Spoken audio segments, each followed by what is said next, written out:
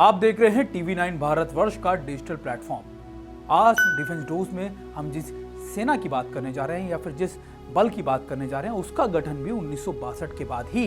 भारत और चीन के युद्ध के बाद ही किया गया था और मकसद भी लगभग वही था कि भारत की सीमाओं की सुरक्षा करना। लेकिन इसका मकसद यानी इस फोर्स का मकसद कुछ और भी था। हम बात कर रहे हैं एसएसबी की यानी सशस्त्र सीमा बल की।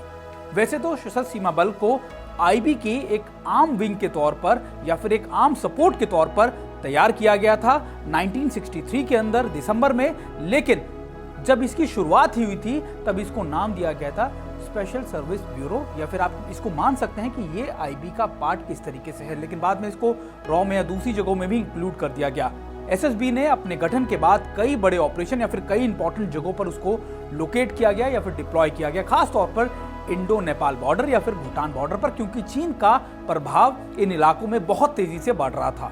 एसएसबी पिछले कई सालों से भारत की सीमाओं की सुरक्षा या फिर इंटेलिजेंस या फिर दूसरे विंग्स को सपोर्ट भी करती आई है।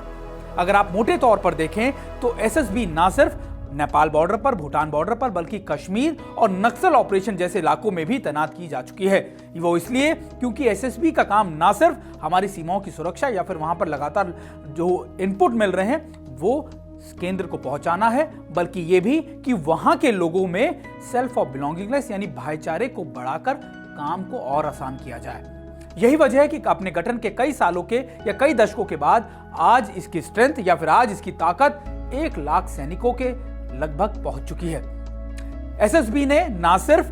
62 के बाद कई बड़े ऑपरेशंस में काम किया, बल्कि 1971 में जो कहा जाता है कि 71 की जंग में जो वाहिनी थी उसको भी सपोर्ट करने का या ट्रेन करने का काम एसएसबी को ही दिया गया था। और आज के वक्त में एसएसबी को एक लैंडमार्क या फिर एक बड़ी सीमा बल के तौर पर देखा जाता है।